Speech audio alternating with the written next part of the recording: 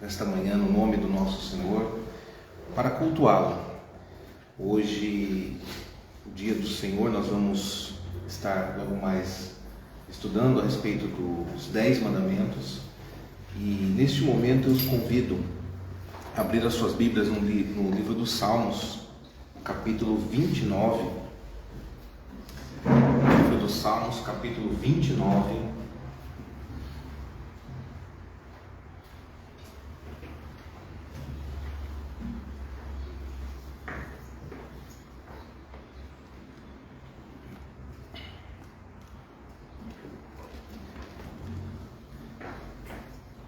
Atendendo à santa convocação do Senhor para esse culto.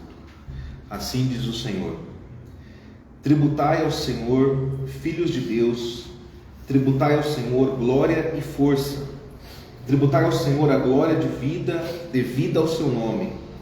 Adorai o Senhor na beleza da santidade. Ouve-se a voz do Senhor sobre as águas, troveja o Deus da glória. O Senhor está sobre as muitas águas. A voz do Senhor é poderosa. A voz do Senhor é cheia de majestade. A voz do Senhor quebra os cedros. Sim, o Senhor despedaça os cedros do Líbano. Ele os faz saltar como um bezerro, o Líbano e o Sirion como bois selvagens. A voz do Senhor despede chamas de fogo. A voz do Senhor faz tremer o deserto. O Senhor faz tremer o deserto de Cádiz. A voz do Senhor faz dar cria às corças e desnuda os bosques, e no seu templo tudo diz glória. O Senhor preside aos dilúvios, como rei, o Senhor presidirá para sempre. O Senhor dá força ao seu povo, o Senhor abençoa com paz ao seu povo. Amém. Eu os convido aqueles que podem se colocarem de pé. Juntos nós, nesse momento, louvaremos ao Senhor com o Salmo 29.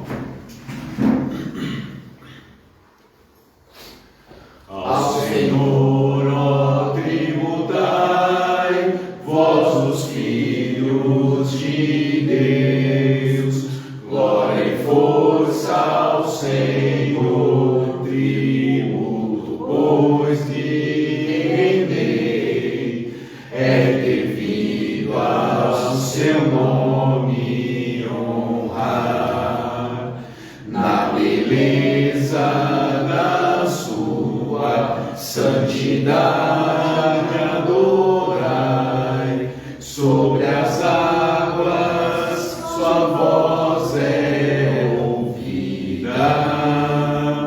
Deus da glória, troveja ao Senhor, sobre as muitas águas, pois o Senhor Deus está. Poderosa é sua voz, majestosa ela é. A voz de Deus despedaça os cedros, sim. Do Senhor a sua voz, vem os cedros quebrar. Quebra os cedros do Líbano, a voz do Senhor. Tal bezerro ele os faz pulular.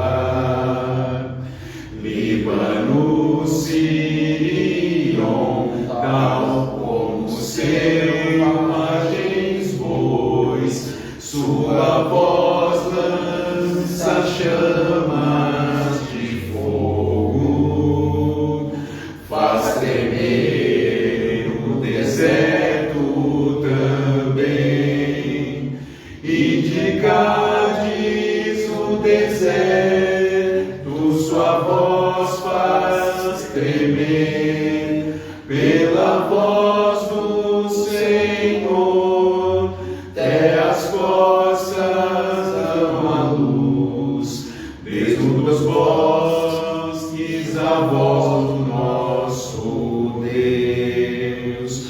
No seu templo tudo diz glória, pois o Senhor ao aos dilúvios preside, pra sempre, pois é rei, dá força ao povo, ao seu povo ele dá. Nosso Deus abençoa o seu povo com paz.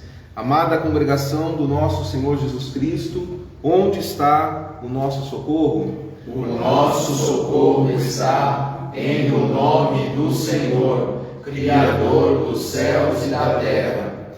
Graça a vós outros, da parte daquele que é, que era e que há de vir, da parte dos 7 Espíritos que se acham diante do seu trono, e da parte de Jesus Cristo, a fiel testemunha, o primogênito dos mortos e o soberano dos reis da terra. Amém. Vamos fechar os nossos olhos e nos elevar ao Senhor agora em oração. Senhor nosso Deus e nosso amado Pai em Cristo Jesus, Deus poderoso, Deus criador dos céus, da terra, de todo o universo, das coisas visíveis e invisíveis.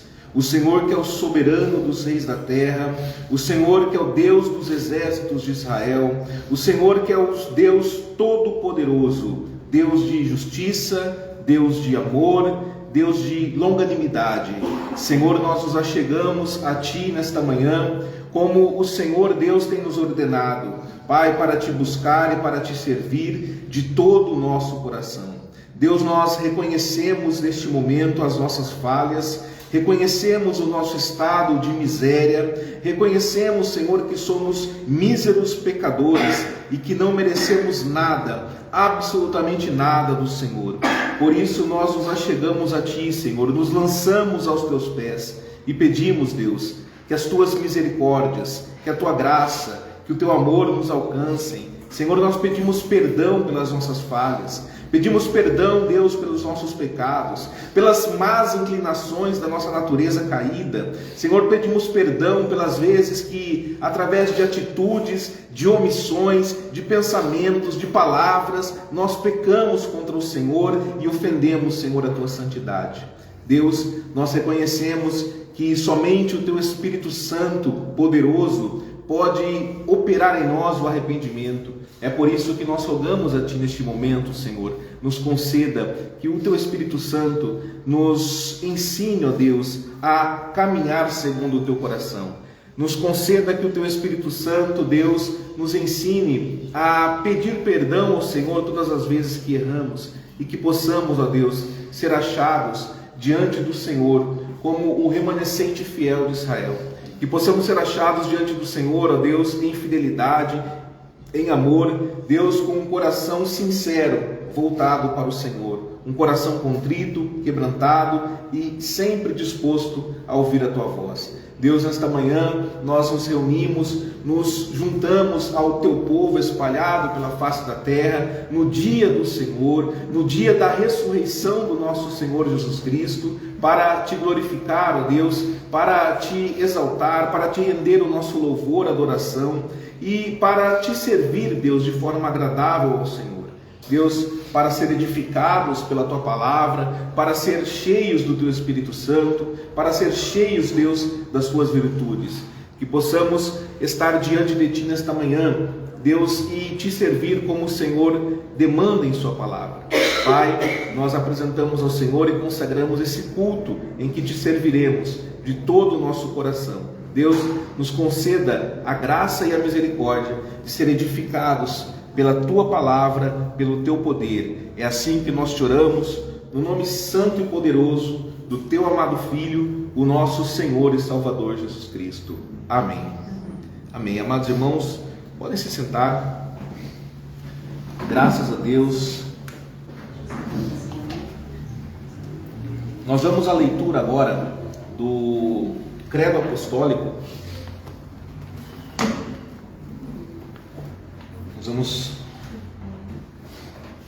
Porque nós fazemos a leitura do Credo Apostólico. O credo nada mais é do que a nossa declaração de fé, declaração daquilo que nós cremos. E ao declarar o credo, eu os convido a meditar nessas palavras, porque é exatamente isso que a Igreja do Senhor Jesus Cristo ela crê. Vamos lá. Creio em Deus Pai Todo-Poderoso, Criador do céu e da terra, e em Jesus Cristo, seu único Filho, nosso Senhor, que foi concebido pelo Espírito Santo, nasceu da Virgem Maria, padeceu sob Pôncio Pilatos, foi crucificado, morto e sepultado, desceu ao inferno, no terceiro dia ressurgiu dos mortos, subiu ao céu e está sentado à direita de Deus Pai Todo-Poderoso, de onde há de vir a julgar os vivos e os mortos. Creio no Espírito Santo, na Santa Igreja Universal de Cristo, na comunhão dos santos, na remissão dos pecados, na ressurreição do corpo e na vida eterna. Amém. Eu os convido agora a abrir a sua Bíblia na carta de Tiago, capítulo 4.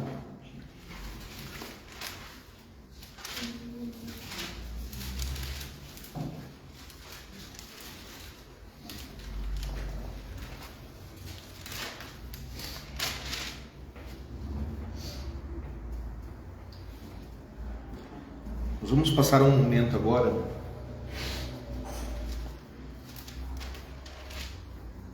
em que eu os convido a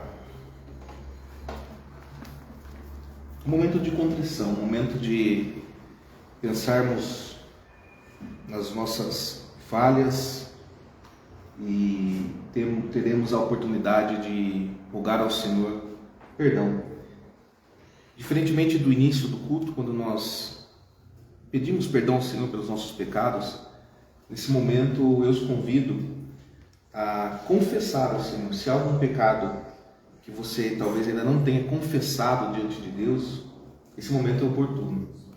Meditando nessas palavras que nós vamos ler agora, eu os convido a silenciosamente façam uma oração de arrependimento, de fato, pedindo ao Senhor, confessando ao Senhor esse pecado e rogando a Ele que, através do seu Espírito Santo, Ele lhe conceda condições de demonstrar frutos de verdadeiro arrependimento. Capítulo 4, versículo 7, assim diz a palavra do Senhor. Sujeitai-vos, portanto, a Deus, mas resisti ao diabo, e ele fugirá de vós. Chegai-vos a Deus, e ele se chegará a vós outros. Purificai as mãos, pecadores, e vós que sois de ânimo dobre, limpai o coração. Então é o momento, irmãos, com essas palavras no coração e na mente. Como eu disse, se há algum pecado que você identifique agora, que talvez não tenha ainda confessado diante do Senhor, é um momento oportuno. Uma oração silenciosa. Feche seus olhos e leve agora o seu pensamento ainda mais ao Senhor. Confesse ao Senhor a sua falha, a sua fraqueza. Deus poderoso, nós estamos diante do Senhor, ó Pai, diante do Teu santo e sublime trono.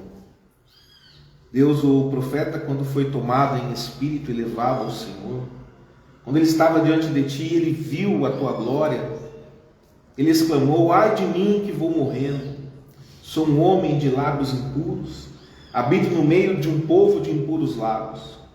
E a Tua palavra diz, ó Deus, que um anjo tomou uma brasa do altar e tocou a boca daquele homem, e aquele homem foi então purificado.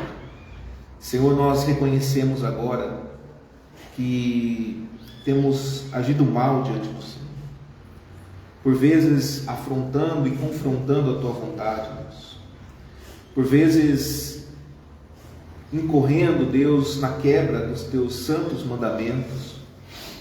Por vezes, ó Deus, agindo de maneira a permitir que coisas banais, coisas terrenas, ocupem talvez não o Teu lugar, mas fiquem lado a lado com o Senhor no nosso coração. Isso é inadmissível, Deus. Por vezes criamos ídolos em nosso coração e os servimos. Quantas vezes fazemos uma imagem equivocada do Senhor? Erramos ao imaginar, ao criar imagens de um Deus que não é o Deus verdadeiro.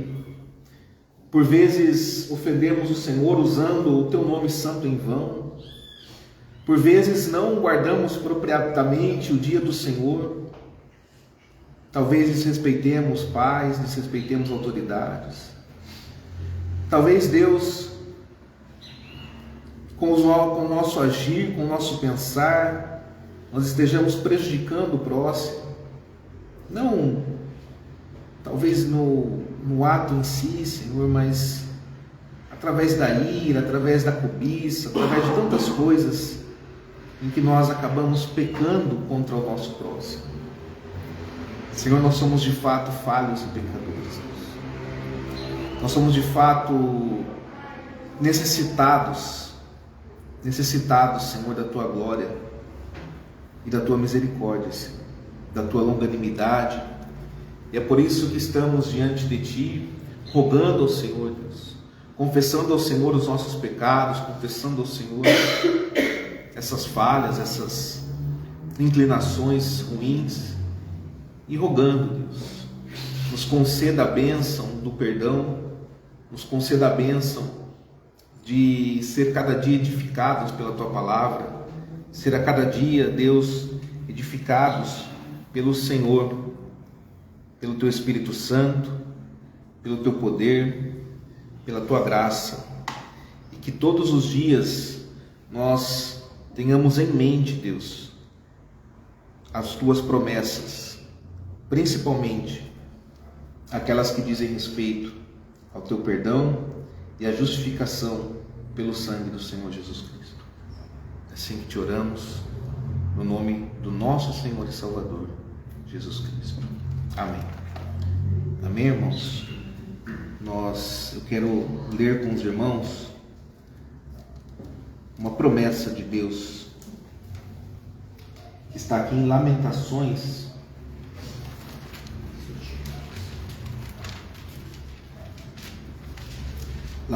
de Jeremias, capítulo 3.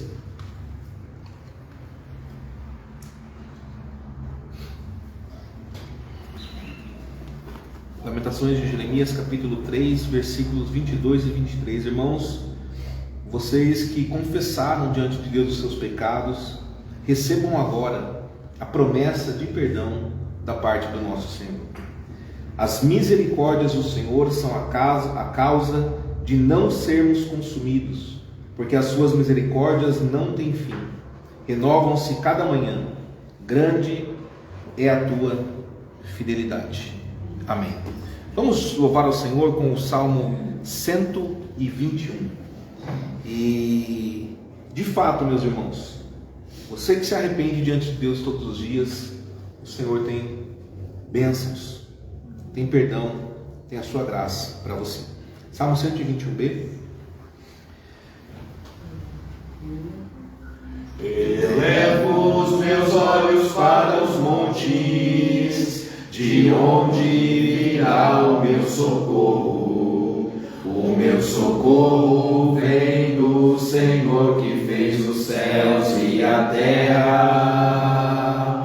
Não deixará vacilar os teus pés, não dormirá quem te guardar. Eis que não dormirá o que guarda Israel.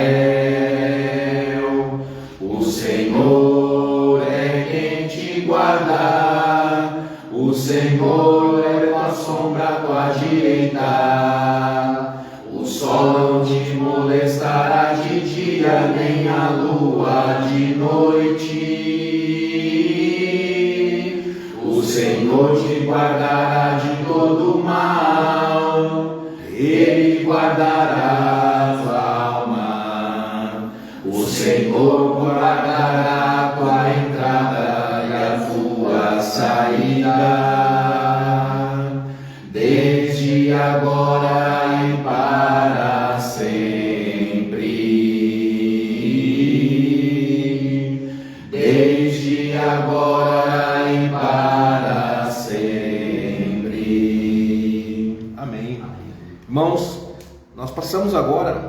Nós vamos passar agora ao sermão de hoje.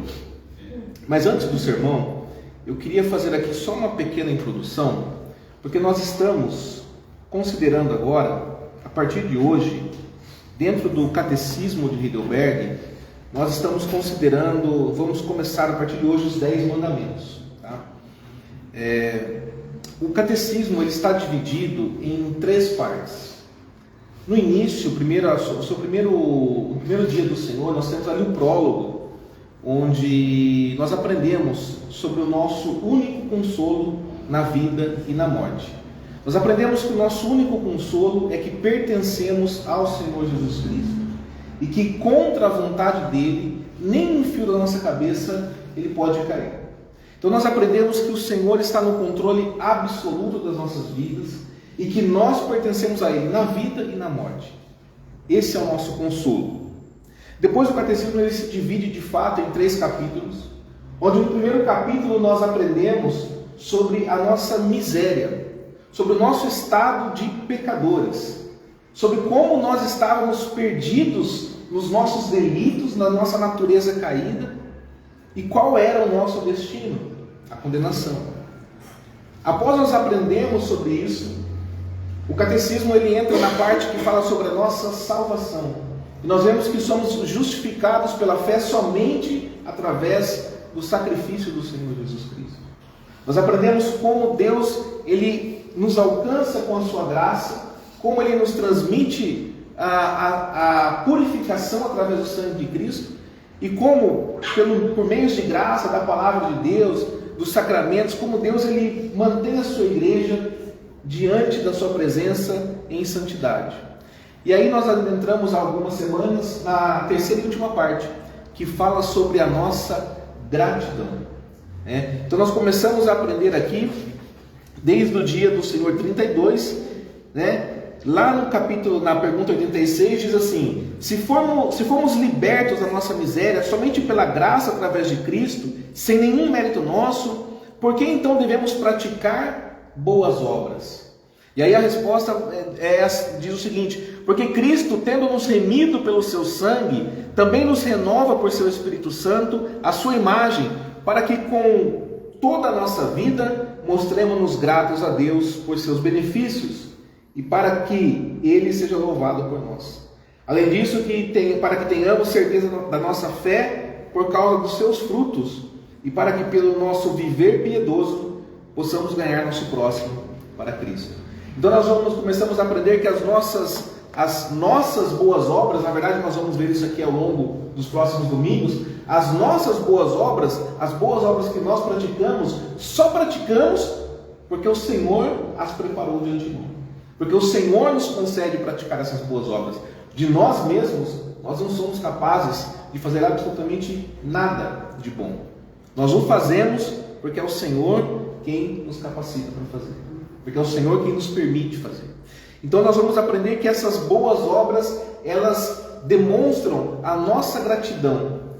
Não são obras que nós praticamos porque nós desejamos algo de Deus ou porque nós desejamos ser reconhecidos por alguém. Nós praticamos essas boas obras porque nós somos gratos a Deus, porque Ele nos tirou daquele estado de miséria em que nós estávamos. Então as boas obras, elas são atos de gratidão. São essas boas obras que vão evidenciar uma vida piedosa, como nós recentemente fizemos um estudo sobre isso. Como essas boas obras, elas vão evidenciar essa vida piedosa. E agora nós começamos, dentro desse capítulo que trata sobre gratidão, nós começamos a estudar sobre os 10 mandamentos. Como o pastor Messias sempre diz, são um perfeito código moral de Deus. A lei do Senhor, lei santa, que o Senhor Ele nos demanda através da sua palavra. Agora vejam que interessante, a lei de Deus, ela não nos garante salvação. Se ela nos garantisse salvação, o catecismo a teria colocado lá na parte de salvação, mas está aqui dentro da gratidão. A lei não pode nos salvar, mas ela faz algo muito importante, porque quando nós nos deparamos diante da lei, e frequentemente aos domingos nós fazemos a leitura da lei de Deus, nesse momento de leitura, o nosso sentimento e a nossa reação deve ser se prostrar aos pés de Jesus. Porque nós ficamos maravilhados com a simplicidade da lei. São apenas 10 artigos. Eu ia até olhar quantos artigos existem no Código Penal, acabei me esquecendo de fazer isso. Mas são muitos artigos, cada artigo tem... Muitos artigos têm vários parágrafos, os parágrafos têm os seus incisos, as suas alíneas. É um código complexo. Não é o nosso Código Penal aqui brasileiro. E nós nos esforçamos ao máximo para segui-lo e para não quebrar esse código. O código moral de Deus são apenas 10 pontos. Extremamente simples, mas extremamente difícil, irmãos. Nós podemos sair daqui hoje dizendo assim: eu vou me esforçar para não quebrar o primeiro mandamento. Pelo menos esse. E saímos daqui, vou prestar atenção. Hoje é o dia do Senhor, eu vou prestar atenção para não quebrar o primeiro mandamento. Talvez o segundo seja até mais fácil, porque você tendo o primeiro em mente, o segundo tem muito a ver com o primeiro. Os dois falam sobre idolatria de uma forma diferente, mas os dois tratam a idolatria. Chega no terceiro mandamento: usar o nome do Senhor em vão. Você está passando em algum lugar, você ouve uma música antiga, conhecida, uma música inocente, você começa a cantarolar aquela música, pronto. A música fala, meu Deus, alguma coisa, já usamos o nome do Senhor em vão. Ou uma expressão qualquer, é tão comum, meu Deus, pronto, quebrou o terceiro mandamento. E tantos outros. Mas eu não furto, eu não mato ninguém. A ira que nós sentimos contra o nosso próximo, o Senhor Jesus ensinou que é semelhante ao homicídio. Quando nós defraudamos alguém, quando nós prejudicamos alguém, esse ato, esse fato é semelhante ao não furtarás. Por muitos anos, dentro de igrejas evangélicas, eu repito, eu sempre falo isso, dificilmente eu via exposição sobre os 10 mandamentos. E eu chegava a ouvir o seguinte: a lei não existe mais, a lei foi abolida. Jesus deixou somente 2 mandamentos. Na verdade, o que Jesus faz é demonstrar que os 10 mandamentos se resumem em 2 atos: amar a Deus acima de todas as coisas, do primeiro até o 4º mandamento, e do 5º ao 10º, amarás ao teu próximo como a ti mesmo. Mas Jesus, ele demonstra para nós que a lei é muito mais aprofundada do que apenas não matarás. Não terás outros deuses diante de mim. A lei, ela vai muito além disso. E esse conceito nós temos que ter vivo dentro do nosso coração e na nossa mente. Portanto, hoje, a partir de hoje, nós iniciamos essa série de estudos, né? E quando nós nos esforçamos para guardar os mandamentos, para conhecer os mandamentos, nós estamos praticando boas obras. Seguir a palavra de Deus é praticar boas obras. Ser fiel a Deus está dentro desse rol também de boas obras. Então, irmãos, isso demonstra a nossa gratidão, porque nós vemos uma lei que aparentemente, no primeiro olhar, como eu disse no início, é tão simples, e nós não conseguimos cumpri-lo. Ainda assim, o Senhor Deus, do alto de toda a sua glória, Ele nos perdoa, Ele nos resgata, Ele nos capacita a viver uma vida de gratidão, servindo a Deus e servindo o nosso próximo, porque quando servimos o nosso próximo, nós estamos servindo ao Senhor. Então eu convido agora os irmãos a abrir a sua Bíblia na primeira carta de João, no capítulo 5. Primeira carta de João, capítulo 5.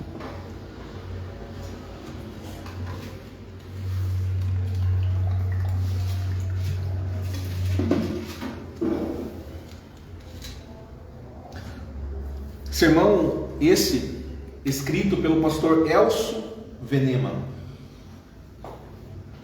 das igrejas reformadas do Brasil. Primeira carta de João, capítulo 5. Assim diz a palavra de Deus: todo aquele que crê que Jesus é o Cristo, é nascido de Deus, e todo aquele que ama ao que o gerou, também ama ao que dele é nascido. Nisto conhecemos que amamos os filhos de Deus, quando amamos a Deus e praticamos os seus mandamentos. Porque este é o amor de Deus, que guardemos os seus mandamentos. Ora, os seus mandamentos não são penosos, porque todo o que é nascido de Deus vence o mundo, e esta é a vitória que vence o mundo, a nossa fé. Quem é o que vence o mundo, senão aquele que crê ser Jesus, o Filho de Deus? Este é aquele que veio por meio de água e sangue, Jesus Cristo, não somente com água, mas também com água e com o sangue. E o Espírito é o que dá testemunho, porque o Espírito é a verdade. Pois há três que dão testemunho: no céu o Pai, a Palavra e o Espírito Santo, e estes três são um. E três são os que testificam na terra: o Espírito, a água e o sangue. E os três são unânimes num só propósito. Se admitimos o testemunho dos homens, o testemunho de Deus é maior. Ora, este é o testemunho de Deus, que ele dá acerca do seu Filho. Aquele que crê no Filho de Deus tem em si o testemunho. Aquele que não dá crédito a Deus o faz mentiroso, porque não crê no testemunho que Deus dá acerca do seu Filho. E o testemunho é este, que Deus nos deu a vida eterna, e esta vida está no seu Filho.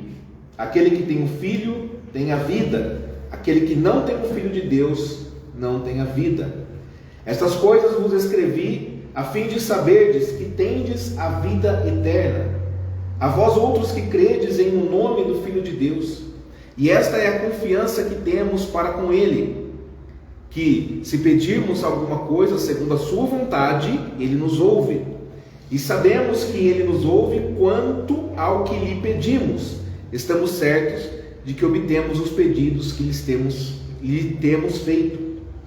Se alguém vir a seu irmão cometer pecado, não para a morte, pedirá, e Deus lhe dará vida.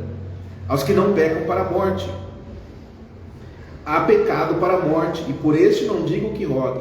Toda injustiça é pecado, e há pecado não para a morte. Sabemos que todo aquele que é nascido de Deus não vive em pecado. Antes, aquele que nasceu de Deus o guarda, e o maligno não lhe toca. Sabemos que somos de Deus e que o mundo inteiro jaz no maligno. Também sabemos que o Filho de Deus é vindo e nos tem dado entendimento para reconhecermos o verdadeiro. E estamos no verdadeiro, em seu Filho, Jesus Cristo. Esse é o verdadeiro Deus e a vida eterna. Filhinhos, guardai-vos dos ídolos. Agora nós vamos à leitura do Catecismo, Dia do Senhor 34. Pergunta e resposta 92. O que diz a lei de Deus? Resposta. Então falou Deus todas estas palavras. Aí nós temos o prólogo da lei. Eu sou o Senhor teu Deus, que te tirei da terra do Egito, da casa da servidão. E nós temos os mandamentos. Primeiro mandamento: não terás outros deuses diante de mim. Segundo mandamento: não farás para ti imagem de escultura, nem semelhança alguma do que há em cima nos céus, nem embaixo na terra, nem nas águas debaixo da terra. Não as adorarás, nem lhes darás culto, porque eu sou o Senhor teu Deus, Deus zeloso, que visita a iniquidade dos pais nos filhos até a terceira e quarta geração daqueles que me aborrecem, e faço misericórdia até 1000 gerações daqueles que me amam e guardam os meus mandamentos. Terceiro mandamento: não tomarás o nome do Senhor teu Deus em vão, porque o Senhor não terá por inocente o que tomar o seu nome em vão.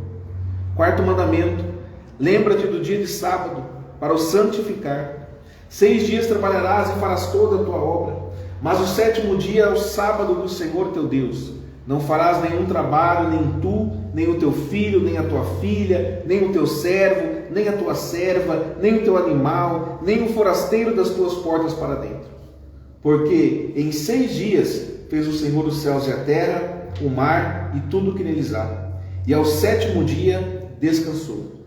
Por isso o Senhor abençoou o dia de sábado e o santificou. 5º mandamento: honra teu pai e tua mãe, para que se prolonguem os teus dias na terra que o Senhor teu Deus te dá. 6º mandamento: não matarás. 7º mandamento: não adulterarás. 8º mandamento: não furtarás. 9º mandamento: não dirás falso testemunho contra o teu próximo. 10º mandamento: não cobiçarás a casa do teu próximo. Não cobiçarás a mulher do teu próximo, nem o seu servo, nem a sua serva, nem o seu boi, nem o seu jumento, nem coisa alguma que pertença ao teu próximo. Pergunta e resposta 93. Como estão divididos estes mandamentos? Em 2 partes. A primeira nos ensina como viver com relação a Deus. A segunda, que deveres temos para com o nosso próximo. Pergunta e resposta 94. O que o Senhor exige no primeiro mandamento? Que, por amor à minha salvação, devo evitar e fugir de toda idolatria, feitiçaria, superstição e invocação a santos ou a outras criaturas. Devo corretamente conhecer o único e verdadeiro Deus, confiar somente nele, submeter-me a ele com toda humildade, em toda humildade e paciência, e esperar todo o bem somente dele. Também devo amar, temer e honrar a Deus de todo o meu coração. Em resumo, é preferível repudiar todas as criaturas a fazer qualquer coisa, por menor que seja, contra a sua vontade. E pergunta e resposta 95. O que é idolatria? Idolatria é ter ou inventar algo em que colocar a nossa confiança em lugar ou ao lado do único e verdadeiro Deus que se revelou em sua palavra. Vamos a uma breve oração. Senhor Deus poderoso, Deus zeloso, Deus grandioso, nós estamos agora, Deus, diante da tua santa e poderosa palavra, diante da única verdade. Deus, rogamos assim ao Senhor que esta palavra nos edifique, que esta palavra traga vida, que essa palavra cumpra em nós o seu propósito. Deus, que seja como aquela semente que foi lançada em terra boa, um solo fértil, cresceu, deu fruto e multiplicou-se. Que essa palavra nos ensine a andar de acordo com a tua vontade. Deus, que somente agora o teu Espírito Santo fale neste lugar. Que a minha voz não seja mais ouvida, mas a voz do Senhor. Que diminua eu e prevaleça somente Cristo. Deus, que possamos ter os nossos ouvidos voltados somente ao Senhor. E só o Senhor tem a liberdade neste momento de agir e de falar conosco. Deus, é assim que nós oramos, no nome do Senhor Jesus Cristo. Amém. Amados irmãos no Senhor Jesus Cristo, não terás outros deuses diante de mim. Primeiro mandamento da lei de Deus. Será que este mandamento tem significado para os irmãos? Será que há irmãos aqui que adoram, cultuam ou servem a outros deuses? Seja no lugar do nosso único e verdadeiro Deus, seja ao lado dele. Será que tem alguém aqui que serve a Deus, mas também serve aqui a Mamon, a Moloque? Será que tem alguém aqui que serve a Deus, mas tem ali o seu ídolozinho de madeira guardado em casa? Todos nós não estamos aqui para servir somente ao único e verdadeiro Deus, o Deus vivo, o Pai do nosso Senhor Jesus Cristo, como João ele explica aqui na sua carta. Nós não estamos aqui para recebermos a palavra deste Deus. Nós não estamos aqui para confessar o seu grande nome e engrandecê-lo com os nossos cânticos e os nossos louvores. Foi para isso que nós viemos aqui hoje. Então, irmãos, qual é o problema? Qual é a necessidade, então, que nós temos de ouvir uma pregação sobre esse mandamento que proíbe servir a outros deuses? Os irmãos sabem que na época do Antigo Testamento, o povo de Deus sempre serviu a outros deuses. Aquele povo recebeu a lei de Deus e conhecia este primeiro mandamento. Mas durante todos os séculos do Antigo Testamento, o povo de Deus sempre, reiteradamente, se curvou diante outros deuses. Os deuses dos povos vizinhos. Essa história de idolatria, irmãos, ela tem raízes muito antigas. Quando Jacó, o pai do povo de Israel, ele fugiu junto com as duas filhas de Labão, uma delas, Raquel, tinha furtado os ídolos do lar. Está lá em Gênesis capítulo 31, se você quiser acompanhar. Gênesis capítulo 31, nós temos esse relato de quando Jacó ele foge. No capítulo 31 de Gênesis, no versículo 17 diz assim: então se levantou Jacó e, fazendo montar seus filhos e suas mulheres em camelos, levou todo o seu gado e todos os seus bens que chegou a possuir, o gado de sua propriedade que acumulara em Padã Arã, para ir a Isaque seu pai, à terra de Canaã. Aí olha o versículo 19: tendo ido Labão fazer a tosquia das ovelhas, Raquel furtou os ídolos do lar que pertenciam ao seu pai. Quando Labão ele descobriu esse furto, ele ficou indignado. Ele foi atrás de Jacó e procurou os seus deuses por todos os cantos. Entrou numa tenda de uma, tenda de outra, entrou em todas as tendas, mas ele não achou nada. Raquel ela tinha colocado os ídolos dentro da sela do seu camelo e estava sentada em cima. Gênesis capítulo 31, versículo 34. Ora, Raquel havia tomado os ídolos do lar e os pusera na sela de um camelo, e estava sentada sobre eles. Apalpou Labão toda a tenda e não os achou. E ela ainda mente para o pai, dizendo que não podia se levantar, que, enfim. Ela tinha escondido os ídolos, havia furtado os ídolos para ficar com eles. Meus irmãos, os irmãos aqui têm ídolos como o povo daquela época, a época do Antigo Testamento? Será que alguém de nós ainda esconde, por exemplo, em sua casa outros deuses? Eu acredito que não. Porém, mesmo nós não tendo ídolos em formas de escultura, o primeiro mandamento que diz: não terá outros deuses diante de mim, continua muito importante para nós. Os tempos mudaram, não há dúvida, mas o próprio homem, ele não mudou. Nós temos uma ideia de que o homem evoluiu, de que o homem mudou, de que as coisas são diferentes hoje. Nós não falamos que nós vivemos uma era que parece que nós estamos vivendo um neopaganismo. O homem continua exatamente o mesmo. Na sua essência, na sua natureza, é exatamente o mesmo.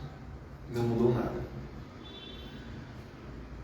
Nós sabemos muito bem que devemos servir a Deus e cultuar somente a Ele. Ele é o único Deus e não há outro. Ele é o Criador de todas as coisas e somente Ele nos perdoa os nossos pecados. A honra e a glória pertencem ao nosso Senhor Jesus Cristo. Somente Ele merece a nossa adoração, a nossa confiança e a nossa dedicação para todo sempre.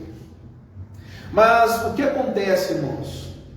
Mesmo crendo em Deus, mesmo sabendo muito bem que somente Ele merece a nossa adoração, o nosso coração se apega com uma maior facilidade a algumas coisas. O nosso coração ele deveria se apegar somente a Deus. Só Ele merece o nosso culto. Mas na prática, o nosso coração, muitas vezes, ele se apega não somente a Deus, mas também, ao mesmo tempo, e ao lado de Deus, a criaturas, a certas coisas deste mundo. O nosso coração tem a estranha capacidade de se apegar a essas coisas e adorá-las como se fossem deuses. Foi isso que aconteceu com Raquel quando ela furtava os ídolos do lar. Ela gostou demais daquelas imagens de escultura e ela não resistiu. Ela furtou para ficar com aqueles deuses. Uma coisa aparentemente diferente, mas no fundo, na essência bem semelhante, aconteceu com Geazi, servo de Eliseu. O servo de Eliseu, quando Eliseu recusou, a história dos irmãos conhecem, Naamã, um oficial, foi lá e estava leproso, e Eliseu mandou ele se lavar nas águas do Jordão 7 vezes, a história é conhecida. Ele ficou curado. No começo ele não queria, porque o Jordão não era bom, enfim. Ele fez e ficou curado. E ofereceu então recompensas para Eliseu. Eliseu disse: não quero nada. Só que Geazi, o servo de Eliseu, quando ouviu que Eliseu recusou qualquer pagamento ou recompensa e mandou Naamã embora, Geazi jurou pelo nome do Senhor: correrei atrás dele para ver se ganha alguma coisa. A história está lá em 2º livro de Reis, capítulo 5, versículo 20. Ele tentou enriquecer sem o seu senhor, o homem de Deus, saber de nada. O Novo Testamento chama esse comportamento o comportamento de correr atrás de riquezas, de idolatria. O grande perigo que nos ameaça chama-se idolatria. O que é a idolatria? O catecismo nos ajuda muito quando explica o seguinte: idolatria é inventar ou ter alguma coisa que se deposite confiança em lugar ou ao lado do único, verdadeiro Deus que se revelou em sua palavra. O catecismo explica muito bem que existem duas formas de idolatria. É possível confiar em algo em lugar de Deus, ou confiar em algo ao lado de Deus. Queria que os irmãos refletissem um pouco sobre essa última expressão, ao lado de Deus. Parece-me que nós que cremos em Deus e que confiamos em Cristo, dificilmente teremos outros deuses no lugar de Deus. Dificilmente. O perigo que nos ameaça mais é apegar-nos a coisas ao ponto de colocarmos isso ao lado de Deus. Nós cremos em Deus? Não nos resta dúvida. Claro que cremos em Deus. Mas ao mesmo tempo, podemos servir a outros senhores ao lado de Deus. Nós criamos os nossos próprios deuses, as nossas próprias coisas que se encontram em nossas casas, debaixo de um colchão, no fundo do quintal, na garagem, na geladeira ou ainda em outros cantos de casa.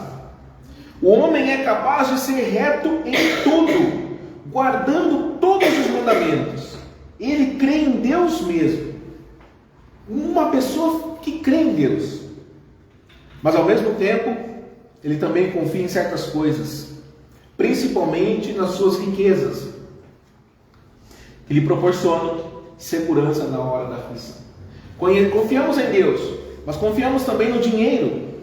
Isso não pode ser assim, como o próprio Senhor nos ensinou. Ninguém pode servir a dois senhores, pois odiará um e amará outro, ou se dedicará a um e desprezará o outro. Vocês não podem servir a Deus e ao dinheiro. Mateus 6:24. Meus irmãos, por que idolatria é um pecado tão grave?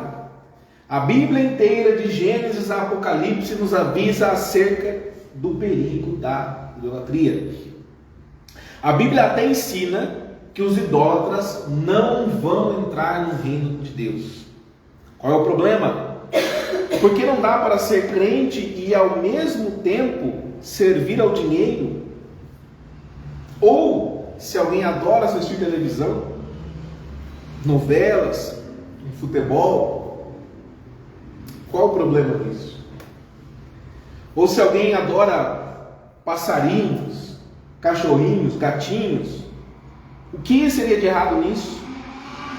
Ou se alguém adora comer e beber muito bem, como dizem, cair na farra, por que não podemos essas coisas? A Escritura não diz lá em 1 Timóteo capítulo 4, versículo 4, que tudo que Deus criou é bom e nada deve ser rejeitado, se for recebido com ação de graças, porque é santificado pela palavra de Deus e pela oração? Tudo que Deus criou, nós podemos de fato receber e usar. Mas existe uma condição: você deve ser capaz de agradecer a Deus por todas aquelas coisas que Ele lhe concedeu. Aquelas coisas: dinheiro, carros, motos, casas, roupas, bebidas, comidas, amigos, namoro, móveis, computadores, televisores. Todas aquelas coisas em si não são erradas. Tendo determinados bens, podemos dar graças a Deus por eles. Mas aquelas coisas se tornam erradas quando são usadas e adoradas não para agradar e honrar a Deus, mas para serem adoradas por nós, como se deuses fossem. Sabem, irmãos, qual que é o grande problema disso? É que nós, não servindo a Deus, cometemos idolatria. Isso significa que a nossa vida não está sendo um sacrifício vivo a Ele. Pelo contrário, nesse caso, a nossa vida agrada aos demônios. O apóstolo Paulo explica tudo isso em 1 Coríntios 10, onde ele diz o seguinte: meus amados irmãos, fujam da idolatria, versículo 14. E ele acrescenta: não quero que vocês tenham comunhão com demônios. E no verso 20 ele diz mais: se certas coisas se tornam mais importantes para nós do que o próprio Deus, nós nos sujeitamos ao poder de Satanás e seus servos. Não podemos fazer isso. Não terás outros deuses diante de mim. Outros deuses de fato não existem. Não existem deuses. Existe apenas um só Deus. O ídolo não significa nada no mundo e existe apenas um só Deus. Primeira carta de Paulo aos Coríntios.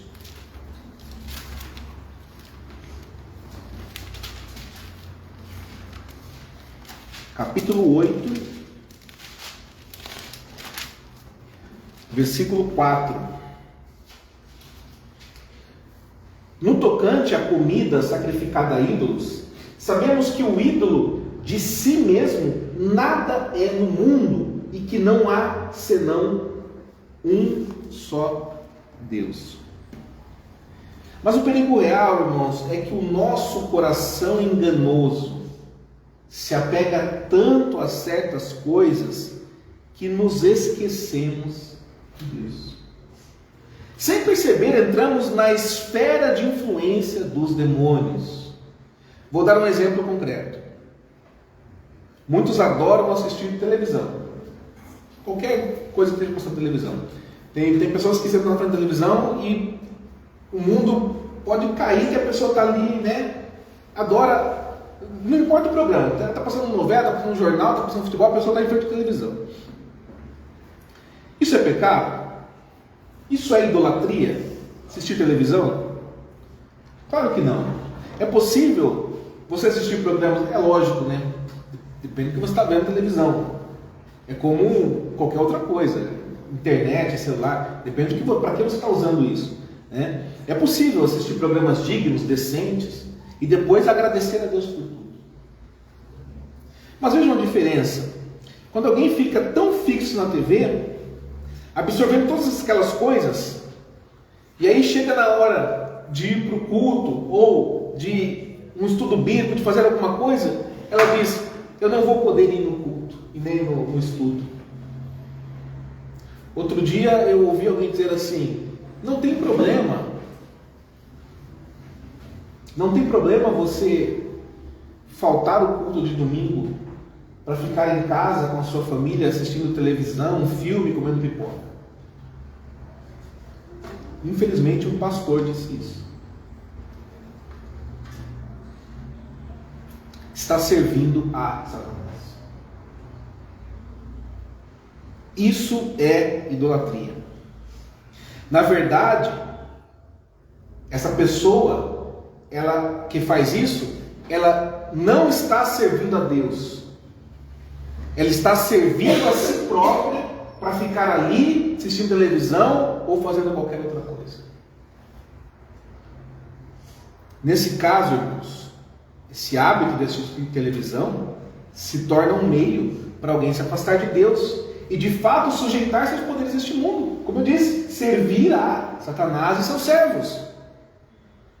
O televisor ele se torna um altar para cultuar a ídolos. Outro exemplo é a sexualidade. A própria sexualidade é pecaminosa? Obviamente que não. É pecado quando um moço e uma moça se amam mutuamente, com respeito e carinho? É pecado quando um marido e sua esposa se amam mutuamente, de corpo e alma, sem sentir vergonha um do outro? Claro que não. Dá para dar graças a Deus, e precisamos dar graças a Deus pelo casamento e pelo prazer que podemos desfrutar dentro do casamento. O próprio Deus, o Senhor Deus, nos concedeu o casamento, inclusive com sua alegria e prazer. A situação muda, porém, quando alguém descarta o casamento ou não se contenta com ele. Nesse caso, o caminho para aventuras sexuais sem casamento ou fora do casamento fica aberto. O prazer se torna um fim em si. Você não busca agradar a Deus, mas busca agradar apenas a si próprio.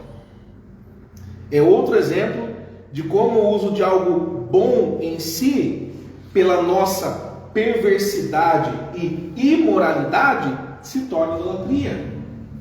Isso mesmo, irmãos e irmãs. O Novo Testamento várias vezes deixa bem claro que aquele que vive cometendo pecados sexuais é um idólatra. 1 Coríntios 6,9, Gálatas 5, 19 e 20. Aquelas práticas ofendem a Deus, pois fazem com que uma vida que pertence... Lembra do nosso primeiro dia do catecismo?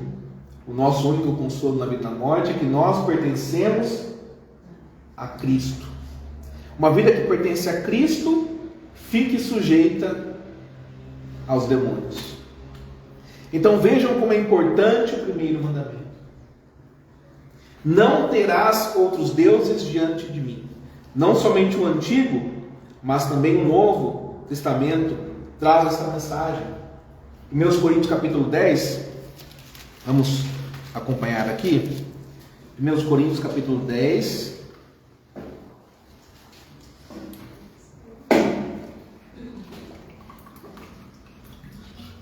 versículo 14. Portanto, meus amados, fugi da idolatria. Falo como a criteriosos, julgais vós mesmos o que digo. Você vê que Paulo está dizendo assim: fala criteriosos, ou seja, como a quem tem entendimento, tem critério para entender. 1 João 5, 21, nós lemos no início: filhinhos, guardem-se dos ídolos. Apocalipse 22, 15 diz que os idólatras ficam fora do reino de Deus. Servir a coisas e criaturas é uma provocação a Deus. Não podemos ter outros deuses em lugar ou ao lado dele. Precisamos fazer uma escolha. Precisamos nos posicionar, fugindo da idolatria e buscando o reino de Deus e a sua justiça. Temam o Senhor e sirvam-no com integridade e fidelidade. Joguem fora os deuses que os seus antepassados adoraram e sirvam ao Senhor. Se alguém não lhe agrada servir ao Senhor, escolham hoje a quem irão servir. Se aos deuses dos seus antepassados serviram além do Eufrates, ou aos deuses dos amorreus, em cuja terra vocês estão vivendo. Mas eu e minha família serviremos ao Senhor. Josué exigiu do povo que tomasse uma posição. Escolham hoje. Vocês vão servir os deuses dos seus antepassados, os deuses dos amorreus dessa terra que nós estamos, ou ao Senhor? Eu e minha família, nós serviremos ao Senhor. Tome uma posição. É isto que importa para você e para mim. Devemos nos posicionar. Mateus 6,24: ninguém pode servir a dois senhores. Não podemos servir a Deus, o soberano e o único Salvador, e ao mesmo tempo servir a Baal, o Deus da prosperidade e da prostituição. Por isso o profeta Elias perguntou ao povo de Israel: até quando vocês vão oscilar para um lado e para o outro? Se o Senhor é Deus, sigam-no. Mas se Baal é Deus, sigam-no. Sigam-no. É preciso tomar uma posição.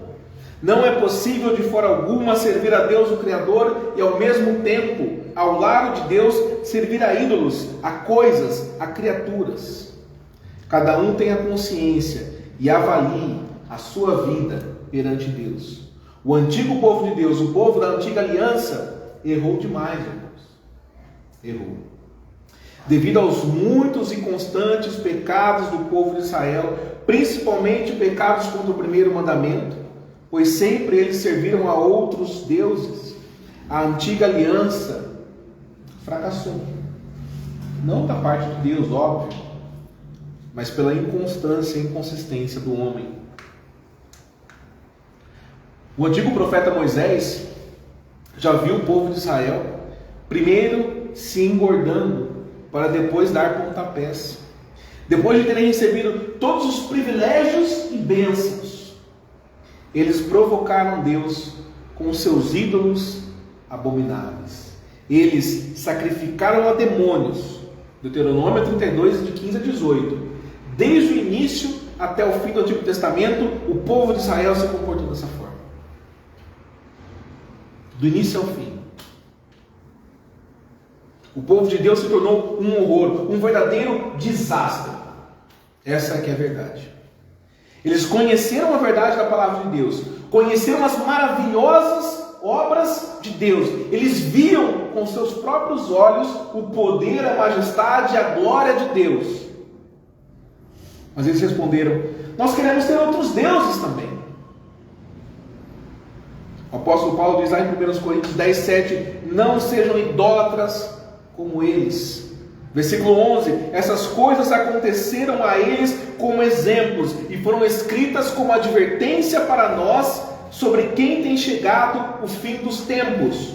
O primeiro mandamento da lei de Deus continua valendo: não terás outros deuses diante de mim, diz o Senhor Deus.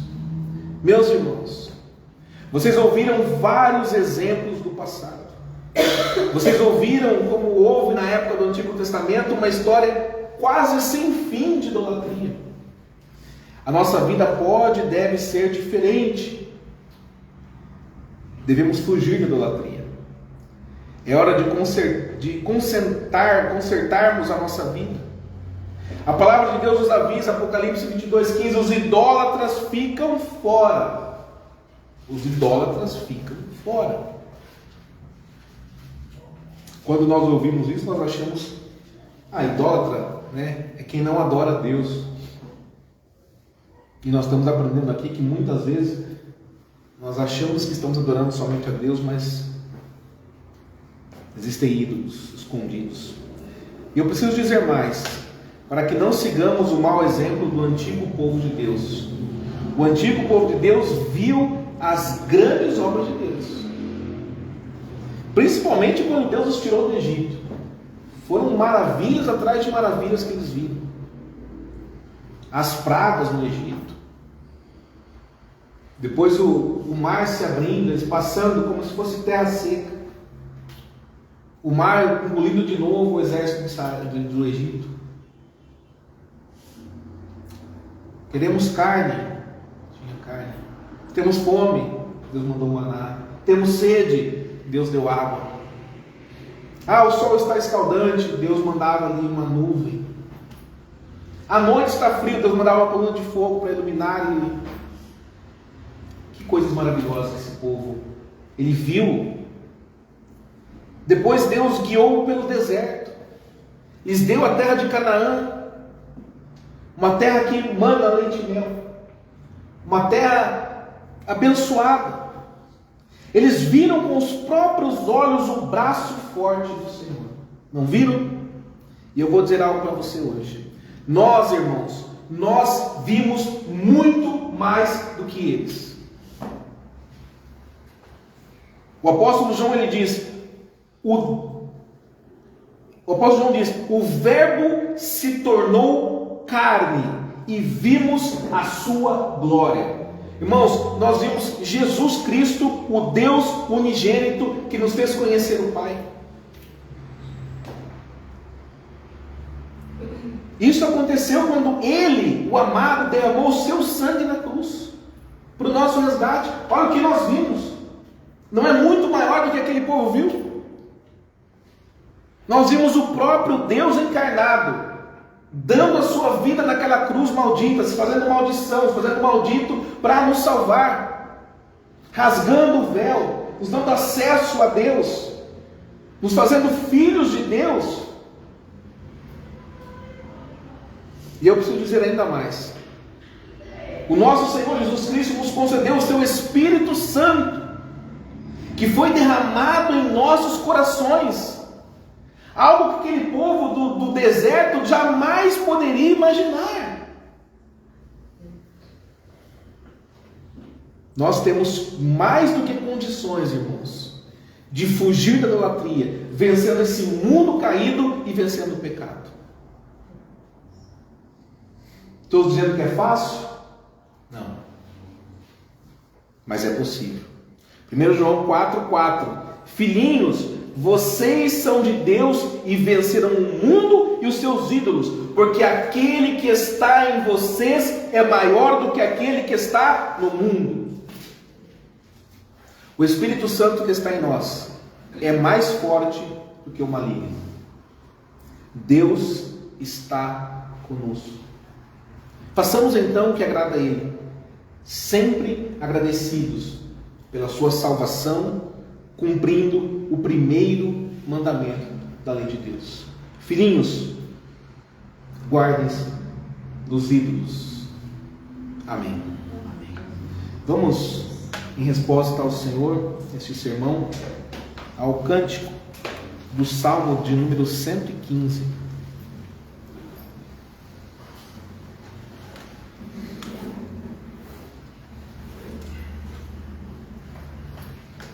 Não a nós, Senhor, não a nós, Senhor, mas ao teu nome da glória, por amor da tua misericórdia e da tua fidelidade, porque as nações, pois onde está o Deus deles? No céu está o nosso Deus, e tudo faz como lhe agrada.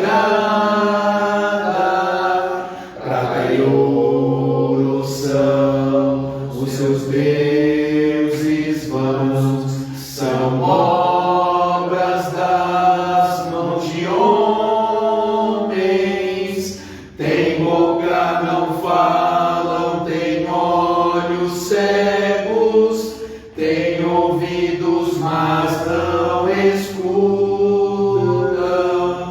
tem nariz, não cheiram, e as mãos não são capazes de segurarem,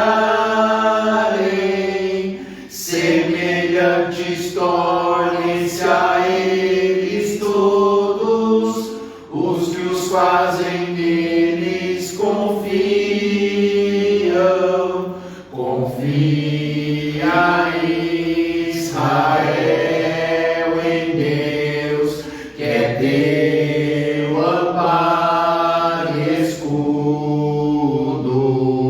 A casa de Arão, em Deus, confia, pois é seu refúgio.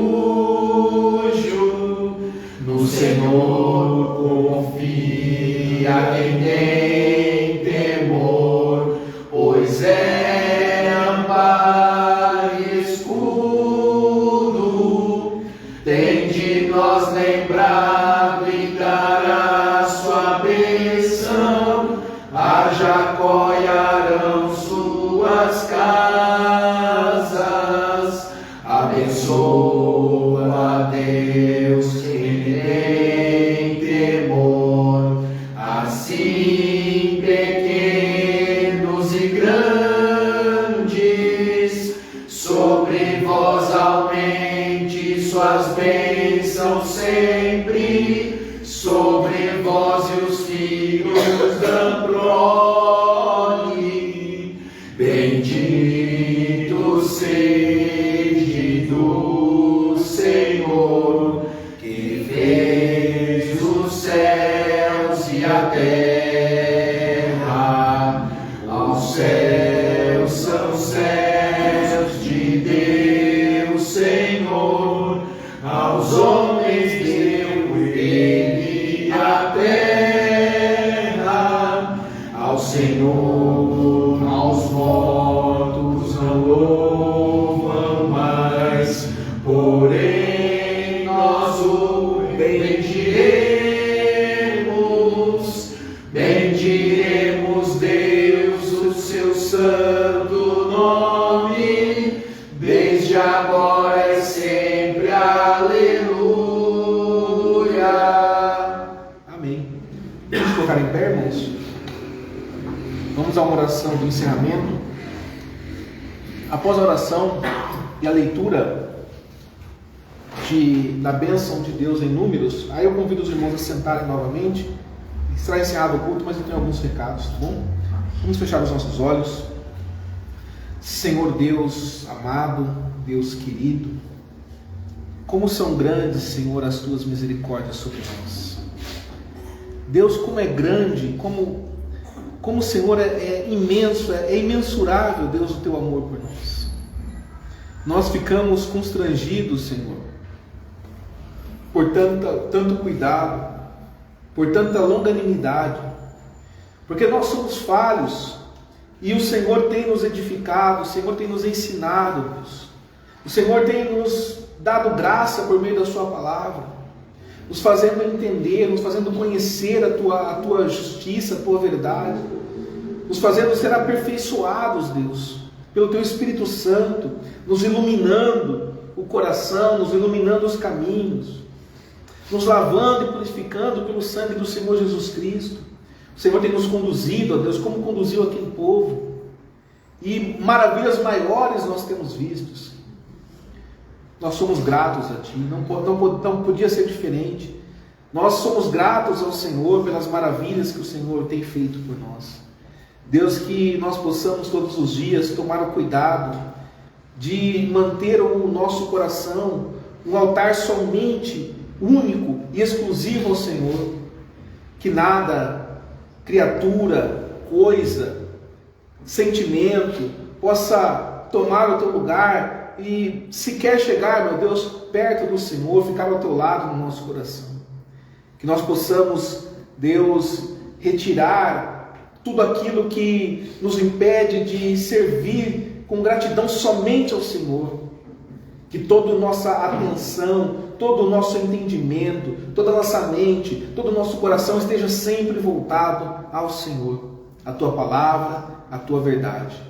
Deus, que nós possamos servir somente ao Senhor, andar somente nos Teus caminhos, crucificando nossa vontade, matando nossa vontade todos os dias, matando o nosso eu, a nossa carne, e que possamos viver em Cristo e viver para Cristo. Como disse o teu servo, não vivo mais eu, mas Cristo vive em mim. Que possamos também dizer isto, Senhor, todos os dias, ao nos levantar e ao nos deitar. Não vivo eu, mas Cristo vive em mim. Deus, que possamos honrar os teus mandamentos, que possamos honrar a tua palavra e que possamos ser luz neste mundo, na nossa vida, que no nosso trabalho, Deus, cotidiano, nós possamos glorificar o Senhor em tudo o que fizermos. Nos estudos, na escola, no trabalho, em casa, na vizinhança, onde estivermos no trânsito, na rua, dentro de um comércio, que tudo o que façamos seja para glorificar o Senhor, para servir ao Senhor. Deus. Essa é a verdadeira vida cristã, essa é a verdadeira vida que o Senhor preparou para nós e que o Senhor demanda que nós sigamos, que possamos ser teus servos, que possamos estar diante do Senhor todos os dias da nossa vida. Deus, nós pedimos que o Senhor abençoe, e eu te peço nesse momento, abençoe a nossa casa, a nossa família, os nossos entes queridos, abençoe aqueles irmãos que não puderam estar hoje, Senhor, que estão doentes em nosso meio, que não puderam vir hoje te cultuar aqui, mas que eles possam, Deus, ser alcançados pela tua graça e pela tua misericórdia. Se for da tua vontade, concede-lhes a cura. E Deus, acima de tudo, lhes dê condições de não pecar e de permanecer fiéis ao Senhor em toda prova, em todo tempo. Assim como a nós, Senhor, nas nossas dificuldades, nos nossos dilemas da vida cotidiana, que, se for da Tua vontade, que tenhamos, Deus, sucesso nessas demandas, que tenhamos, mas que acima de tudo nós não pequemos contra o Senhor. Que acima de tudo possamos passar por cada prova, por cada dificuldade, nos regozijando em Ti e nos alegrando no Senhor e glorificando o Teu nome, porque Deus, é isso que nós devemos fazer, que possamos estar diante de Ti todos os dias.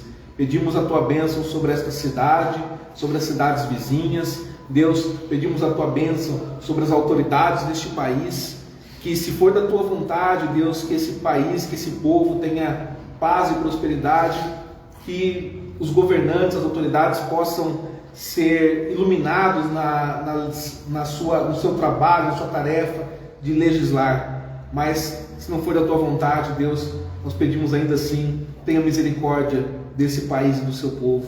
Tenha misericórdia, Deus, dos seus fiéis. Deus, abençoe as Tuas igrejas espalhadas pelo Brasil e pelo mundo. Deus, aqueles que ainda não tiveram os olhos abertos, que tenham os olhos abertos, que aqueles que têm sido fiéis, que continuem sendo fiéis, Deus, tendo condições de lutar pela sã doutrina, de lutar pelo verdadeiro Evangelho, pela pregação da Tua palavra, que o Evangelho se expanda, Deus, no Brasil e no mundo, que aqueles que estão sendo perseguidos pelo Teu nome, que tenham, Deus, o consolo e o refrigério do Teu Espírito Santo. Estenda as Tuas mãos aos tentados, Deus, aqueles que estão com dificuldades, que possamos sempre, acima de todas as coisas, glorificar o Senhor, Deus. Deus, eu peço, nos despeça em paz e em segurança, que neste dia do Senhor possamos permanecer, Deus, ligados ao Senhor, meditando na Sua palavra, na Tua presença, que durante a semana nós já possamos começar a nos preparar para Te servir no próximo culto, se assim for da Sua vontade. Deus, nós oramos ao Senhor, no nome santo e poderoso do Teu amado Filho, o nosso Senhor e Salvador, Jesus Cristo. Amém. O Senhor te abençoe e te guarde. O Senhor faça resplandecer o seu rosto sobre ti e tenha misericórdia de ti. O Senhor levante sobre ti o seu rosto e te dê a paz. Amém.